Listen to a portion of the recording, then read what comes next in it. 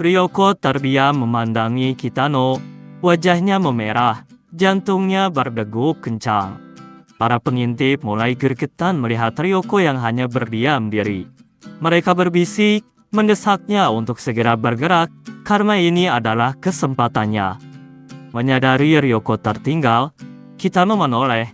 Ia bertanya ada apa, lalu mengajaknya melanjutkan perjalanan. Ikuko dan Ikuno tampak gemas. Dengan suara pelan, mereka terus mendesak Ryoko agar segera bertindak dan jangan membiarkan Kitano terus berjalan lebih jauh. Ryoko kembali terdiam, menggigit bibirnya, jelas sedang ragu. Lalu, ia memanggil Kitano dan mengajaknya pergi ke suatu tempat.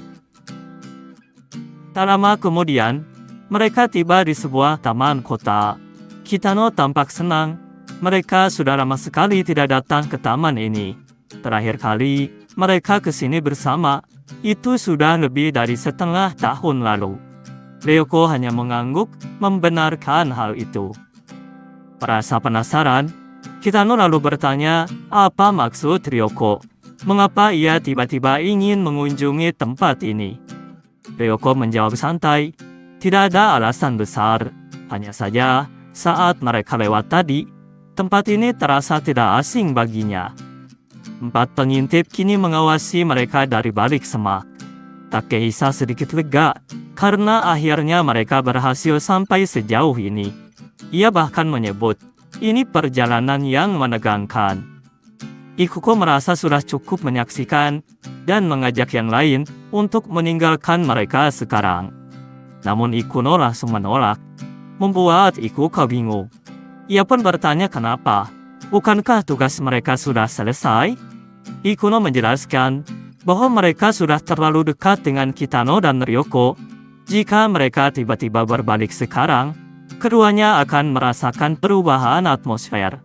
Ryoko itu sangat peka, dia pasti akan langsung menyadarinya. Jadi, menurutnya, lebih baik mereka tetap di sini. Ikuko tampak tak begitu mengerti dan sulit percaya. Ia justru menuduh Ikuno hanya mengada-ngada agar bisa tetap di sini dan menyaksikan mereka, ya kan? Ikuno yang terus didesak memilih diam tidak menjawab. Ryoko akhirnya angkat bicara. Ia tersenyum, merasa senang karena Kitano masih mengingat tempat ini. Ia bahkan bilang akan marah jika Kitano sampai melupakannya. Kitano menimpali dengan tenang, menanyakan maksud Ryoko. Baginya, tak mungkin ia melupakan tempat ini. Disinilah pertama kalinya mereka benar-benar saling berhadapan, dan tempat ini sangat berarti baginya. Ryoko terkesima, wajahnya langsung begitu senang mengetahui hal itu. Takehisa berkomentar pelan, kelihatannya semua berjalan lancar. Ikuno yang penasaran langsung bertanya, apa mereka bisa melaju sampai tahap akhir? Mendengar itu Ikuko sontak membelalak. Ia langsung menuntut penjelasan. Apa maksud Ikuno dengan tahap terakhir? Jelas bukan di sini ya kan? Ikuno melongo heran. Balik bertanya, sebenarnya apa yang Ikuko bayangkan dari ucapan dirinya? Memangnya seberapa jauh seseorang bisa melangkah di ruang publik? Ikuko menimpali dengan wajah malu, mengaku ia sendiri tak tahu. Di saat seperti itu, Ogisu malah bertanya, kapan para musuh akan muncul, karena ia sudah mulai bosan. Ikuko langsung membentaknya, menyuruhnya diam, dan menegaskan bahwa Ogisu bahkan tak seharusnya ada di sini. Mendengar sedikit keributan, Ryoko sontak menoleh dengan raut bingung. Namun mereka semua sigap, langsung bersembunyi ke dalam semak. Kitano bertanya, ada apa? Tapi Ryoko hanya menjawab, mungkin itu cuma suara burung. Ryoko mengaku, mereka memang belum pernah datang ke sini lagi sejak saat itu. Tapi sesekali, ia suka datang ke sini sendirian. Benarkah? Tanya Kitano. Ia mengatakan bahwa dirinya juga sering melakukan hal yang sama. Terutama di awal-awal saat baru pindah ke Hekiko. Ryoko terkejut. Ia tak tahu jika Kitano ternyata sering datang ke tempat ini. Tapi kenapa? Tanyanya. Kitano terdiam sejenak, lalu menjawab, bahwa taman ini adalah tempat pertama yang ia kunjungi saat pindah ke kota Hekiko. Semua yang mendengar pengakuan itu membelalak, mendengarkannya dengan penuh perhatian. Kitano melanjutkan ceritanya. Sekitar seminggu sebelum masuk SMA Hekiko, ia berkeliling lingkungan sekitar hanya untuk melihat-lihat. Tapi, karena tidak punya teman, ia tak bisa bertanya soal arah. Setiap orang yang ia dekati malah selalu langsung kabur. Saat itu, ia merasa sangat sedih, sampai-sampai sempat berpikir tak ingin pindah sekolah sama sekali. Dalam perjalanannya yang sendirian, ia tanpa sadar berhenti di taman kecil ini.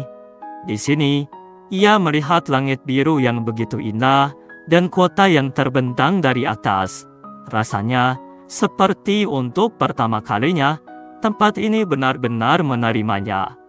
Sejak itu, ia merasa ingin berusaha sebaik mungkin untuk beradaptasi.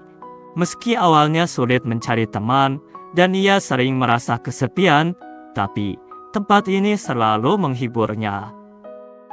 Lalu ada Takehisa, orangnya liar dan selalu membuatnya khawatir, tapi dia adalah teman yang hebat. Kemudian Ikuno, lebih canggung dari kebanyakan orang, tapi juga paling polos dan paling baik hati. Dan Ikuko, yang selalu ramah dan mudah diajak bergaul. Juga ada Kuroda, Ogisu, dan semua teman sekelasnya yang kini sudah menjadi bagian dari hidupnya. Dan terakhir yang tak kalah penting, yaitu ada kamu, seorang gadis yang sangat istimewa dan sangat berharga bagiku. Itulah alasan kenapa sekarang dirinya benar-benar senang telah pindah ke sini. Ryoko langsung terharu, matanya berkaca-kaca, dan ia hanya mampu memanggil nama Kitano dengan suara bergetar. Di balik semak, Ikuno menggertakkan giginya kuat-kuat. Ia mengaku sedang berusaha menahan dorongan untuk berlari keluar dan memeluk Seiichiro erat-erat. Ikuko cepat memperingatkan yang lain, menyemangatinya agar tetap menahan godaan itu. Ryoko berkata bahwa ia juga merasakan hal yang sama. Air mata mengalir di pipinya. Ia bahagia bisa bertemu Kitano, dan lebih bahagia lagi karena jatuh cinta kepadanya. Melihat suasana makin romantis, para pengintip berbisik pelan, menyemangati Ryoko agar memanfaatkan momen ini. Kitano melangkah mendekat dan berdiri tepat di hadapan Ryoko. Perlahan, tangannya memegangi bahu Ryoko. Mereka saling menatap dengan gugup, jantung berdegup kencang. Ikuko menyaksikan dengan wajah sedikit memerah. Akhirnya, momen ini benar-benar akan terjadi.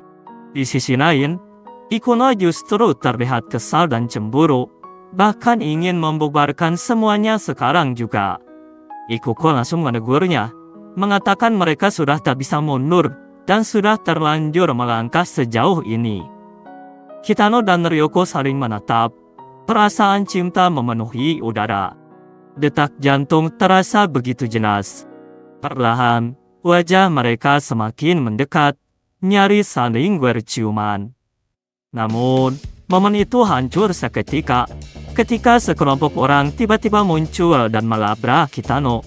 Salah satu dari mereka menyebut datang ke tempat ini dan menunggunya adalah keputusan yang tepat. Seorang pria dengan bekas luka di sekitar matanya maju dan mengajak bicara. Ia mengatakan bahwa anak buahnya yang bernama Shioda mengeluh karena orang-orang Kitano telah memperlakukannya dengan kasar.